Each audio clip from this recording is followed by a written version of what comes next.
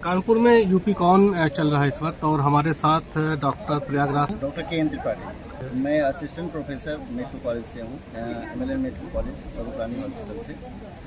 और ये बेसिकली जो यूपी एपिकॉन हुआ है, ये जो रिसेंट अपडेट्स हैं वेरियस स्टेजेस में, वेरियस डिपार्टमेंट में, like cardiology and dermatology, gastrology, gastrology, इन सब में जो रिसेंट एडवांसेस हैं उसके लिए बेसिकली हम लोग इम्प्रूव किया गया कि ट्रीटमेंट को कैसे इम्प्रूव कर सकते हैं। ये जो सेमिनार हो रहा है इससे क्या लाभ डॉक्टरों को मिलेगा या जो आपके जो पढ़ने वाले स्टूडेंट्स आते हैं, और इससे क्या जानकारी आप लोगों को यहाँ पे? देखिए, बेसिकली ये जो क्रोनिक डिजीज होती हैं जैसे CKD हुआ, CLD हुआ, इन सब में जो रिसेंट एडवांसेस हैं, जो ट्रीटमेंट पहले से चला आ रहा है, जो हम ट्रीटमेंट को कैसे इम्प्रूव कर सकते हैं, इनकी जीवन शैली को कैसे इम्प्रूव कर सकते हैं, इनकी जो मॉर्टेलिटी होती है, लाइक जल्दी डेथ हो जाती है, उनको हम कैसे इम्प्रूव कर सकते हैं, कैसे हमारे मरीज क्योर कर सकते हैं। तो जो रिसेंट एडवांसेज आए हैं उनको हमको बताया है, तो जो हमारे लिए बेनिफिट है, डॉक्टर्स के लिए बेनिफिट है। और एज सच सर, फिजिशियन आप हैं और लगातार जो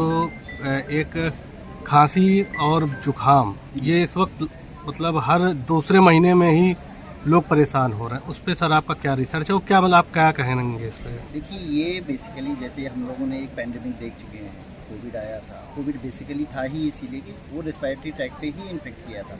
तो उसके लिए हमारे जो एनवायरनमेंट में एलर्जेंस हैं, कुछ प्रिकॉशन हमें लेना चाहिए। और कुछ हमारे जो खान पान का भी असर होता है, इनसे भी बहुत इफेक्ट पड़ता है। जैसे हमारे एनवायरनमेंट में आज का क्या है कि आदमी एनवायरनमेंट से नहीं जुड़ा हुआ है, वो बेसिक सुख सुविधाओं से ज़्यादा, लाइक AC का यूज़ ज़्यादा करना। तो जल्दी से जो टेम्परेचर चेंजेज होते हैं, हम AC में हैं, AC से निकल के बाहर आए, पानी का जो सेवन होता है, आदमी गर्मी से बाहर आया तुरंत ठंडे पानी का सेवन करा। तो ये बेसिक जो वो होते हैं जिससे वो कंजेशन होता है, आगे का होता है। प्लस जो एलर्जेंस हैं, जो बैक्टीरिया, वायरसेस, उनका जो एक्सपोजर होता है, वो भी बहुत बड़ा वो करता है, इफेक्ट आता है। नहीं, देखिए आपने दो बातें कही, एक आपने खान पान कहा, दूसरा आपने एनवायरनमेंट कहा।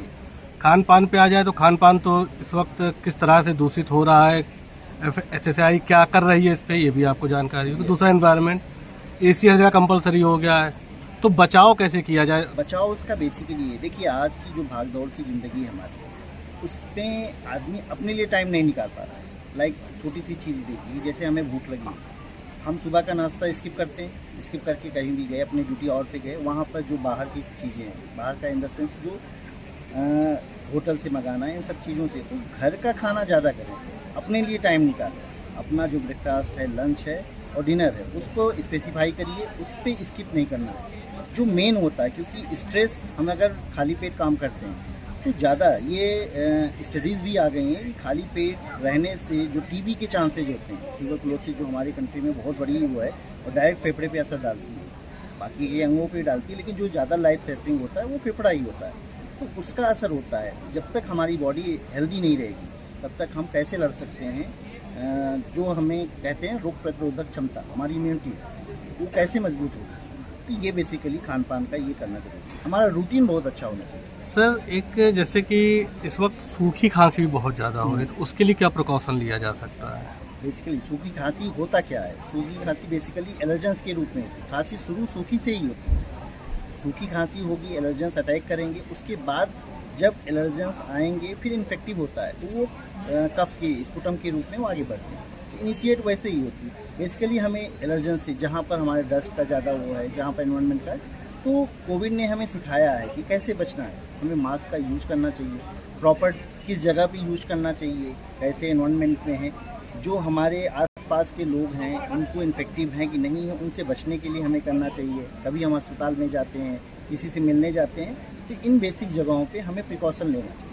आखिरी सवाल सर, कोडिंग सिरप से कई लोगों की मौत हुई और उसके बाद एक पूरे देश में कोडिंग सिरप को लेके छापा अभियान और कई चीज़ें चालू हो गई, क्योंकि कोडिंग सिरप और ये सिरप इस तरह के जो मेडिकल स्टोर में आम आदमी जाता, कहता मुझे खांसी आ रही है, मुझे दिक्कतें हो रही हैं, तो उस पर आप क्या कहेंगे कि क्या बिना प्रिकॉशन लिखे हुए डॉक्टर के जाएं या किस तरह से आप उसको कहेंगे? देखिए, कोई भी मेडिसिन, कोडिंग की बात नहीं कर रहा हूँ, कोई भी मेडिसिन बिना किसी रजिस्टर्ड मेडिकल प्रैक्टिशनर के नहीं यूज करनी चाहिए। क्योंकि जो हमारे जो फिजिशियन अपनों को कहते हैं, जो सो कॉल्ड जनरल फिजिशियन है, जिनके पास ना कोई एक्सपीरियंस है ना ही कोई नॉलेज है, उनको बस केवल दवाओं के बारे में पता चला, ये खांसी का है, ये बुखार का है, उसके कैसे साइड इफ़ेक्ट होते हैं। भाई बुखार के लिए कई दवाइयाँ यूज करते हैं, खांसी के लिए कई दवाइयाँ यूज करते हैं, किसमें क्या यूज करते हैं वो एक डॉक्टर ही जानता है जो स्टडी किया है। तो मेरा पब्लिक से यही कहना है कि प्लीज़ आप किसी भी जो रजिस्टर्ड मेडिकल प्रैक्टिशनर हैं उन्हीं से यूज करिए, उन्हीं का सजेशन लीजिए, उन्हीं की प्रिस्क्राइब ही दवाइयाँ लीजिए, अपने से ना यूज कीजिए, ना ही किसी एडवर्टाइज को देख के कीजिए, और ना ही ऐसे किसी बंदे से, ऐसे ही किसी डॉक्टर से जिनके पास कोई डिग्री नहीं, कोई नॉलेज नहीं, उनसे दवाइयाँ लीजिए। ये आपके लिए बहुत जरूरी है। धन्यवाद सर, बहुत बहुत।